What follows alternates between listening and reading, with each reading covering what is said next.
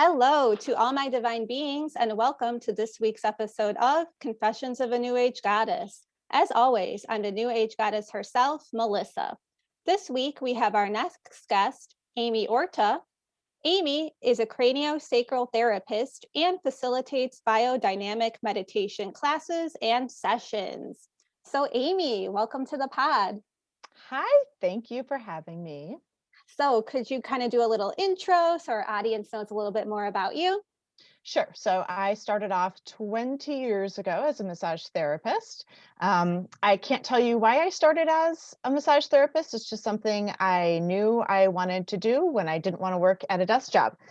So after about 5 years as a massage therapist, most practitioners end up experiencing things they can't describe, they can't feel, they can't quite put words to how they know and feel certain things. And so as most practitioners, I went down a path of exploring all sorts of energy work and Reiki and intuitive classes and all those fun things, and spent quite a few years doing that, which led me also to craniosacral work and getting trained in craniosacral therapy. I absolutely loved it from the minute I received it. And craniosacral then led me on a whole different path in the healing realm. Awesome, awesome. Yeah, I'm so glad you brought that up because a lot of massage therapists do tell me that they experience that. They're like, I don't know, I felt energy and this, and I didn't Mhm. learn this in class. And then a lot of them get into Reiki because of that and add it on as a service, I know. Exactly. It's such a common path, and even for non-practitioners, this is such a common path for a lot of humans, a lot of empaths, a lot of intuitives and highly sensitive people. They just start to experience things they can't put words to. It's the journey of a lot of the students in my classes. They start to want to understand what's going on. To connect with it, to be able to manage it and work with it, and that's what sends us all down this path. I just had a few things in life that sent me some monkey wrenches, and that's what ended up getting me where I am today, but we'll talk about Yeah, that. yeah, it's definitely a rabbit hole of unfolding, as I like to put it. Indeed. Okay, great. And then how did you really come up with this biodynamics approach to healing? So I'm not going to take any credit for it. It was not me. I am simply implementing what I learned in biodynamic craniosacral work and teaching clients how to do it for themselves. I am constantly getting the question from clients, two questions. One is when we're doing the work, and I'll verbally coach them through some basic skills, because that changes the treatment. That changes the treatment from being mediocre to holy cow, everything has just changed in what we're trying to achieve here. It gets epic, if you will. And so they're like, how did we just do that? Or how did you know that? How were you able to see and hear what exactly was held there in a way that it hit me like a blow to the stomach, where I know that's the origin of the pattern of my physical pattern. It was an old memory, an old experience. How did you help me go there and connect with that, so that we could then reframe it and find some compassion and come at it differently, where I now feel good about it and I'm not angry, I'm not spiteful, all that stuff. How did you do that? And then the next question is, how do I do that for myself? So Yes. I'm simply teaching people what I was taught, because I think too many people in the world are coming to us practitioners when they absolutely can be doing a large portion of this stuff for themselves. And they want the tools to do it. And I am so excited about it. There are clients who will come in and be like, you just do it. You do the work. I'm here for you to heal me. And I'm like, okay, you might need to find somebody else, because I'm not here to heal you. I'm here to teach you how to do it for yourself and how to help you get through those really uncomfortable moments, to teach you how to find safety and to teach you how to get through it, so that you can start applying this in the middle of a shopping mall or in the middle of work when you're getting triggered by your boss or coworkers, or when your kids are driving you bonkers at the end of the night and you're about to blow like you do every single night at 5 or 8 p.m. I'm here to help you do that. And those are the people I'm here to work with. Yeah, definitely. No, I've always loved it about your approach that you really give people the tools, like here's your toolbox. Then when, you are in the heat of the moment, you can apply them yourself and really just that whole empowerment aspect. I think is so great too, because that gives people that confidence that they need, that, hey, maybe they Mhm. didn't know how to do it themselves. That's why they come to you. Right. And then now they can apply it in real life. So that is so important to me. And half of these things I didn't even realize I could be doing myself. It all started off feeling other people's stuff, as we all vaguely say. But if you've had it, you know what I'm talking about. Oh, yeah. And then so it turns into a very kind of benign experience, and you're curious, you're trying to connect. But at some point in my life, a clinical social worker helped me to see more uncomfortable things, how I could take all those awareness tools and start applying it to the discomforts in my life, to things that caused me struggle, and things I really wanted to work on changing, but I wasn't able to actually create the change I was looking for. And that is, I th- that's the part that takes it to the next level, which helps people feel empowered. Yes, yes. And that is kind of like what I think is the missing piece sometimes, that Mhm. people, they don't even know they're looking for it. But in a sense, when you kind of point that out to them, then they're like, oh yes, I feel so much better. Right. And Because those are the things that get revealed as you're doing the work. You're looking at something else and all of a sudden like a bear pops up and you're like, "Oh crap, where did that come from?" And that's when the real work starts. In craniosacral work, there's two different aspects of work. There's biomechanical, which is the structural work where therapists are manipulating, and there's biodynamic, which is more about holding safe space and learning about working with the nervous systems less directly, less tangibly. Um, and in the biodynamic work, well, let me back up. In the biomechanical work, they say once you found the cranial rhythm, that's where you can move on to the next thing. In biodynamic work, they say once you find the cranial rhythm, which is essentially neutral, that's where the work just begins. Mm, And that's that next step, that's going deeper. It's like I feel like people are doing meditation. People constantly, the way this all started is people were doing meditation and getting frustrated. I can't do it, or I can do it, but I feel like I'm missing something, or I'm struggling with it. I just can't. There are people who feel like they're not succeeding quite right. There's something not right about the meditation. And so I'm like, all right, well, let's try the biodynamic awareness exercises that we do, which is using your body's natural rhythm. And that's when things clicked for people. I don't. It took me years to begin to get a sense, and I can't even say that I totally wrapped my head around it yet of why it's different. But for people, things are just clicking when they're connecting and aligning with their body's natural rhythms. That meditative state and that peacefulness, they immediately know they've got it. They know they've done it right. We get them through the discomfort. They don't feel like they're failing anymore. I can't remember why I went on that tangent, but the that biodynamic seems to be the missing piece for people who feel like they're struggling with meditation. That's where I came from. yeah, no, it makes perfect sense to me. I think it's, yeah, that whole like body aspect, now we're really connecting the body and the mind, and this is giving people something tangible that they can kind of relate to a little bit more than just kind of being in your head or trying to be out of your head and giving yourself all that extra pressure. Right, and it begins with getting back into your body, but then beyond, because there's a lot of meditations that trace the skin and things like that, and they're wonderful, and I love them. But really getting into the present moment in cranial work, there's four zones of perception. So we're working with the nervous system, we're working with our sensory system and how things get picked up. And as quite a sensory person myself, it's incredibly helpful. And now that my daughter is now 7, she's actually able to start trying these things and Mm, finding them incredibly helpful for herself, which I love that's finally starting to work for her.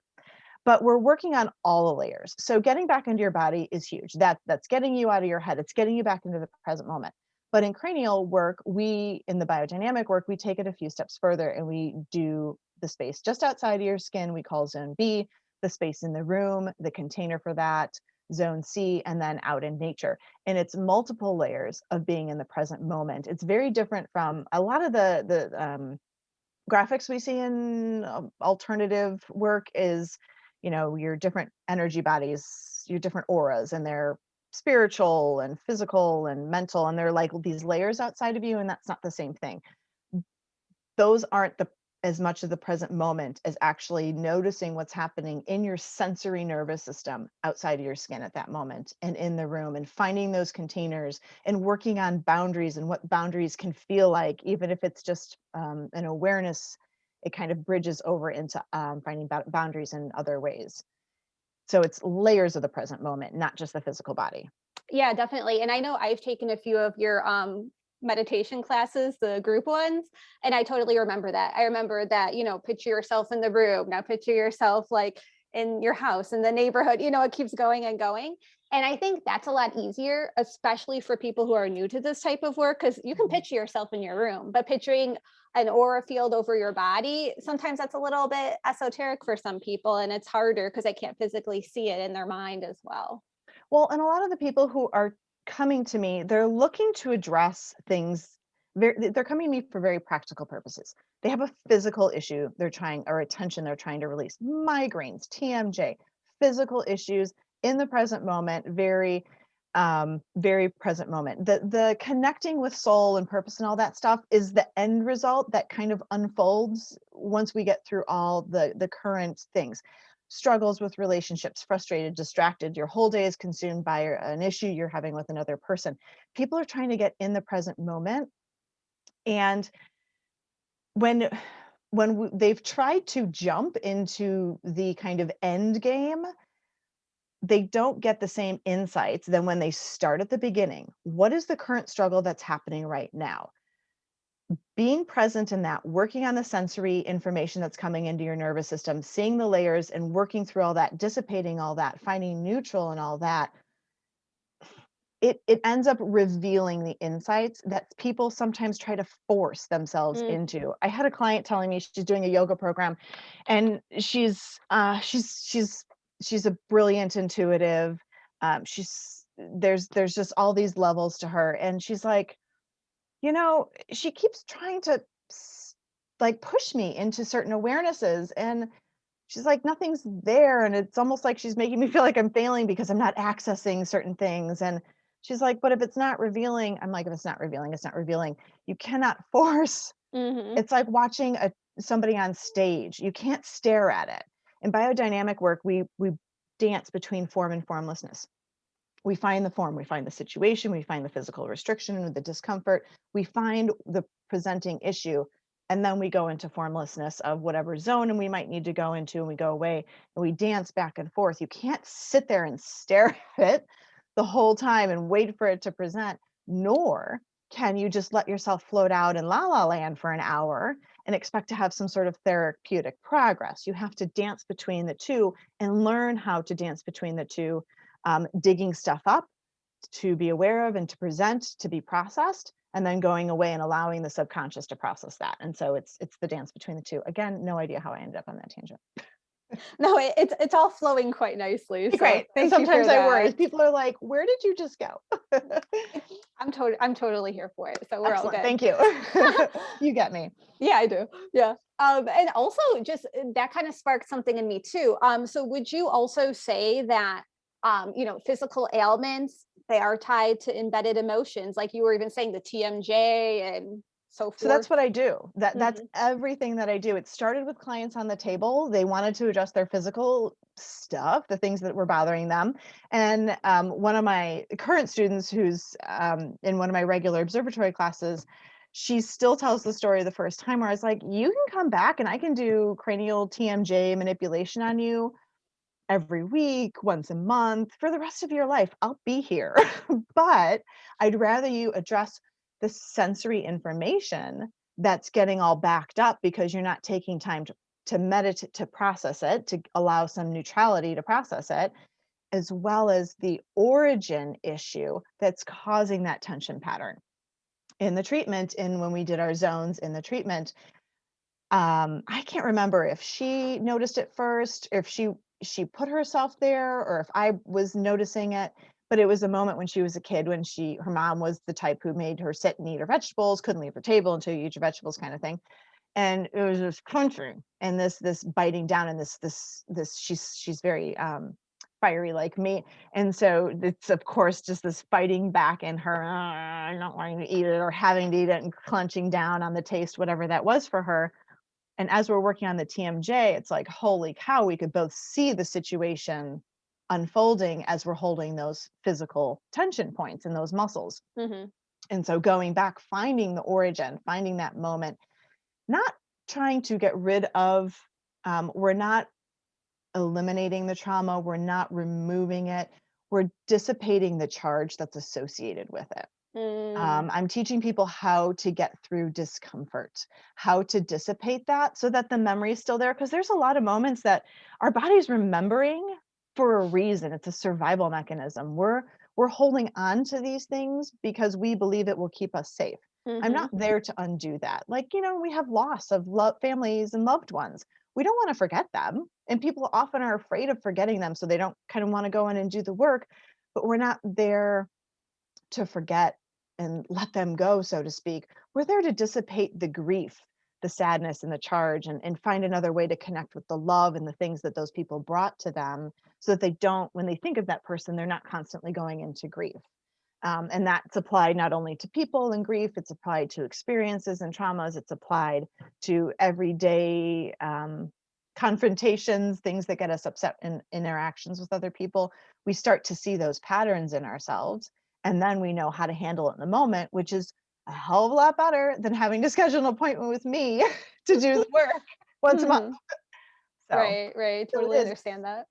It's all our nervous system is taking in all this information and it's organizing and it's saying, is this a threat? Do I need to be worried? Or is so much information coming at me at one time, I can't process all of it or make that judgment. I need to start putting it in a parking lot, a sensory nervous system parking lot to process later. Well, if nobody goes in and clears out that parking lot, you don't give yourself the safe space and you don't know how to work through that. That's a very full parking lot. And when you do try to go practice meditation, it's incredibly overwhelming. And that overwhelm of opening that Pandora's box is often what derails people when they start to do meditation for the first time and they don't know how to get through that discomfort. And that's the work we do, is all that physical, that empathic stuff that people often feel as a result of awareness on things. Yeah. And it kind of reminds me of the book, You Can Heal Your Life by Louise Hay, about how she always talks about, there's physical ailments that you might have that then relate to an emotion and really tapping into that. And also, to your point, when you had maybe a traumatic event, yeah, you don't want to lose the lesson that you learned from it or the growth that you learned from it if you were to like wipe it out per se. But yeah, it's all about processing, like you said, reducing the charge of it, and really being able to work through it so that you're not always just in panic mode or just always freezing up when you could be processing it in a better manner. And we don't always have the luxury of all this time to process Yeah. things. I had my very first pregnancy was twins, and unfortunately, I lost them at 20 weeks. And I had to, because of our advanced age, I had to jump right back into IVF again. And there wasn't honestly much time to let that process in its own. Mm. So you have to keep moving forward in some situations. You lose a loved one, you have to still show up to work after a certain, grievance period. We have to keep showing up in life. When you have kids, you can't just check out if something comes up. There are things where you have to keep moving forward. So developing these skills helps you to kind of, I don't want to say process faster, but it does expedite the whole experience a little bit because you've gained certain skills to do this, and then you know how to go back and how to manage. You can create and plan and do safe space, clear out your parking lot, be a little bit more proactive. But on the same token, when it's unexpected experiences, you already have the tools built in to know what to do to get through it or where to seek help and how to really show up. Yeah, just even processing it in a healthy manner, when you do have that time. And also, like you said, the tools, some people, it's just even just having some steps, that's already a world of difference right there. Mhm. So it's Right, very right. important. Okay, great. And then what would you say, you spoke about some of the benefits of going to, CTI self-care classes, but is there anything that we kind of missed and you wanted to add to that bit of it? So here's one of the things that I feel would help people significantly in their quest for the self care, because that's I have to say, very few people will ever say, "Oh, I never struggled with finding the time," or how to start self-care, or where to go, or what to do. There is a very common self-care rocky beginning for a lot of people. One, it does not have to be big. Mm. I created little mini resets, and actually, people on my mailing list get new ones every month. It's usually no more than 3 to 5 minutes. It's about interrupting your patterns, your stress patterns throughout the day to reset yourself. And so I created these little mini sessions for people to be resetting themselves throughout the day. I also have a good friend, Emmett, who does Qigong, love his classes. And he's got a great little 3-minute one as well. If you feel like you need to be physically moving, that you can't quite sit still for meditation, which I will actually challenge you on, because those are the people I work really well with, are people who feel like they can't sit still. But either of those are really good opportunities. So you just start with a few minutes. And if you want to say, oh, I'm going to do 1 minute a day, cancel that, cut it at least in half, and say maybe once a week, which was probably more than half, but or once a month. Really underestimate your kind of overachieving initial ambition and start really small, just to start introducing and getting your nervous system familiar with a self-care activity. And if you don't know what to do, or if this is the right place to start, just start with this. And this will allow your intuition to start presenting the information that you need to hear to understand what direction you need to be going. The brilliance of mastering neutrality and mastering your nervous system is this in this way, is that you're able to decode everything your body and your nervous system is trying to tell you, even if it's what the best self-care is for you or what's next. Exactly, exactly. And yeah, even to your point, I mean, I'm a big Qigong Tai Chi girl myself, and just doing a couple of exercises that I know I can go to whenever I need to. It just makes such a big difference if I need to do grounding, or, Mhm. I need to just kind of lower that level of energy a little bit. It really does calm the mind, and then I can kind of go forward in a little bit more of a focused manner. Right. That is important. Okay, great. And then, you know, why after 20 years of doing treatments did you start pivoting to teaching classes? I love to see people super excited about helping themselves. It's nice and all to see people relaxed and leave and all of that, but selfishly, to watch other people accomplish such huge personal goals for themselves, I'm kind of addicted and I can't stop. I love to hear them at the end of a class go, "Oh my God, I got a huge insight about a struggle that I've been frustrated with." And "Oh my God, I know exactly what to do. And I can't believe I was able to access that myself. Can't believe I was able to do that myself." Watching people master their own healing inside is incredibly addicting, and those are the people I'm obsessed working with. It's amazing. It's fun. Yeah, that makes perfect sense to me. Yeah, it's kind of, yeah, like we said, that empowerment, those aha moments. It's just so much more to it. Mhm.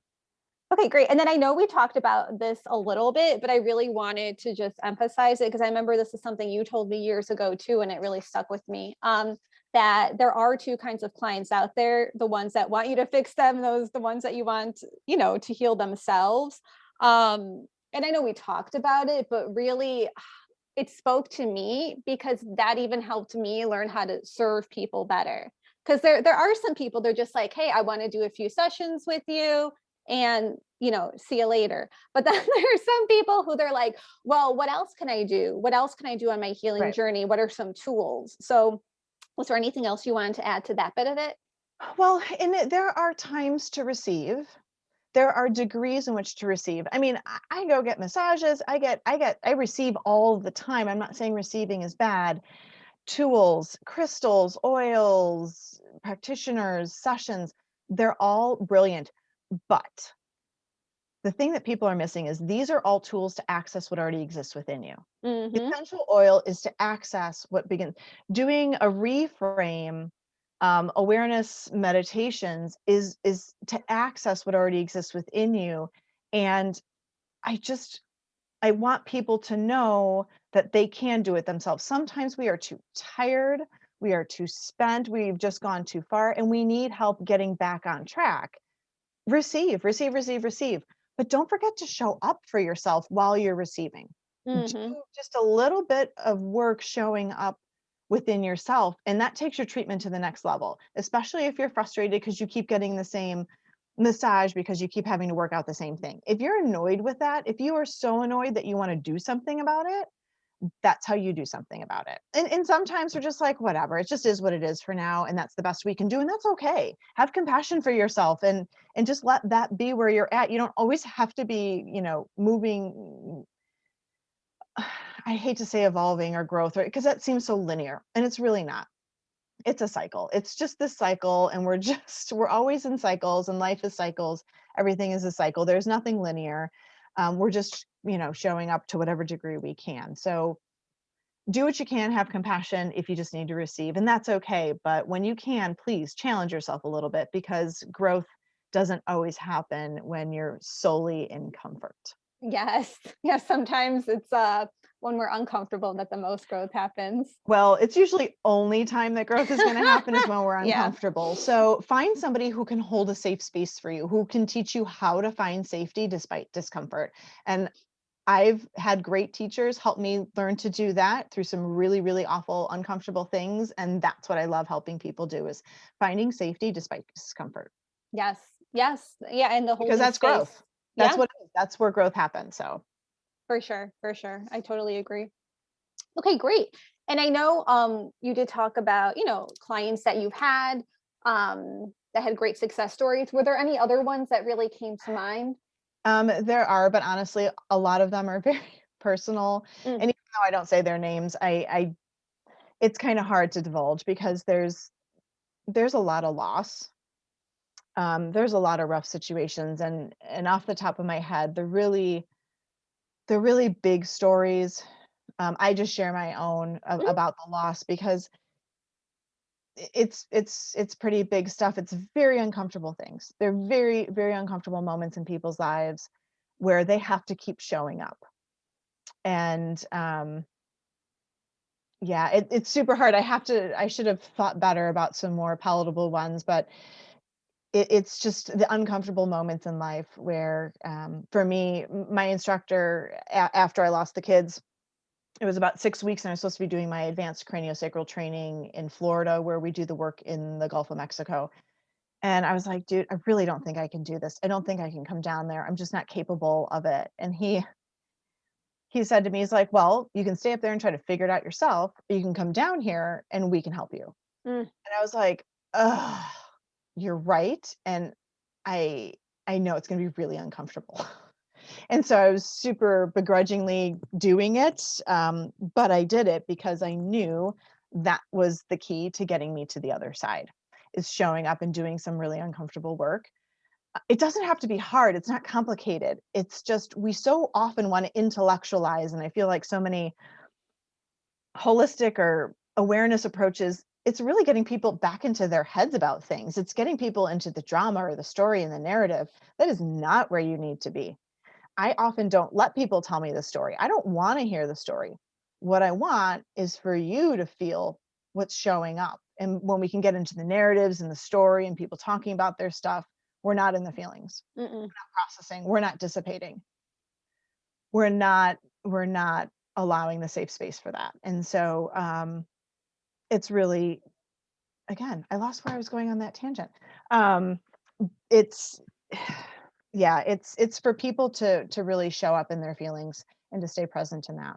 No, I think I totally got the message across that, it is about sometimes processing some heavy stuff, but doing so in the manner where, yeah, you're not stuck in your head, you're really feeling it. Like, maybe why are my shoulders so tense? Or Mhm. why, when I do something that maybe wouldn't be triggering to one person is really triggering to me, and where does that stem from? Just even just in a physical sense, something as simple as that. And the brain fragments when we have a trauma, which I would define a trauma as something we can't process, anything that's so overwhelming we can't process it. When we're 2 years old, that might mean we didn't get the cookie we wanted. Or when we're 7, we're being forced to sit at the table and eat our vegetables. That can be a trauma. When Hmm. we're adults, that might look different. But anything that can't be processed, our nervous system will fragment it. And so often people will go to talk therapy or get a body work session. And if that doesn't get integrated back the awareness of the situation where it's physically manifested, the sensory information that was coming in at the time, the current present moment where it's getting triggered. So you have conscious and unconscious that needs to get connected. You have the physical and the mental moments in time from the past and the present. When all that gets reconnected into awareness through all these different zones, it all gets put back together so it can all very nicely be taken together and dissipated as a whole. Often people go to these different sessions and they're like, there's still just something there that I can't really explain why. We talked about it, but it feels unresolved. I had a treatment and we had this, we walked, we did the whole thing, but it still feels unresolved. So there's something when you go into the sensory, the layers of the sensory, everything gets pieced back together by the nervous system and then dissipated as a whole versus just a part of it here and a part of it there. Yeah. Yeah. The integration key is Right. really important, I think, because it marries it all well together and then you can kind of move forward from there. It's a relief you can physically feel. You can Yes. physically feel the difference. There's not quite words to it. You can feel the difference. Mhm. Yeah, totally. And I know even this might be a little bit different, but I think it falls under the same umbrella, even just tapping. There's been times I've done EFT tapping, and then all of a sudden I'm crying and I don't even I don't even know why. I was releasing something. And it could be Mhm, something as simple as that. mhm. Okay, great. Yep. Yeah, so was there anything else that you want to add? Well, if somebody wants to give it a try, you can go to aimeeorta.com/reset and you'll grab one of our little 3-minute quickies where you can start trying it, start practicing it. It's aimeeorta.com/reset. Okay, great. And then any other things you wanted to plug? I mean, you did say your website, any social medias or anything like that? No, no, grab the email, grab the resets. I don't want to give people any other distractions. I mean, I have all that stuff, but I'm all for less distractions for folks. Grab the email, watch all the information that comes through, see what resonates for you, and if it's something that could be helpful. Okay, awesome. Well, Aimee, thank you so much for joining us today. It was very informative. And I think it is a missing piece that will really help a lot of people. I mean, like I said earlier, I've taken a few of your classes, I've worked with you. So I'm definitely a happy client. How would And you describe it? What would yeah, you say it's like? so basically it is different than regular meditation. I really want to emphasize that. How And so? it is because yes, you're more in your body, you're really doing that body connection. And it was more feeling, I just got more awareness. I got more awareness of myself. And not only on that physical sense, but more like you even said, the central nervous system, because I myself, I know I'm a highly sensitive person. I've known this since I was a kid. I know I pick up people's energies and it's kind of like, is this mine? Is this somebody else's? And to really be able to reset and calm that down for someone who has a hard time doing that, that makes a world of difference. So then I can either process something, focus on something, or move forward. And just being able to have that skill set at my disposal when needed, it really helped. It made me think, oh, I was being too hard on myself, or oh, this really is easier than I thought it was originally. I just didn't know how to do it. Exactly. And it's really hard to put into words because it's a very much in the moment thing when I'm with people, even if it's on Zoom where my classes are now, it's still easily obtainable to make that connection and to kind of walk them through that. Um, and I love that you brought up the part about yours and other people's stuff. For us empaths, it's super hard to differentiate. And unless you're doing this work where you know your sensory nervous system inside and out, and you know what's going on in all your zones and what your normal is, it's super hard to tell when you're feeling something if it's yours or someone else's, or Yeah. what percent is yours. Maybe, other people are vibrating in a certain way. That's how my work works, is that, somebody starts processing something that triggers something in me. My frequency mirrors theirs. My mirror neurons, click into that. And then I can see what's happening and I can kind of start to equate, okay, do you have this going on? And then walk them through processing that. But unless you're doing this work and you're regularly resetting yourself and your own nervous system well enough, you're not going to be able to differentiate. And that can be very overwhelming. It is. It is. And also, just because I'm a highly sensitive person, I mean, even just like, if like a book drops and like I totally wasn't expecting it, maybe a normal person would get a little bit spooked, but I'm like, oh my God, like I jump out of the chair. I'm just this type of person. I'm just wired that way. Mhm. So I really had I have to reset a lot. I have to reset Right, a lot. exactly. Exactly. Some of us legitimately do need to reset a lot.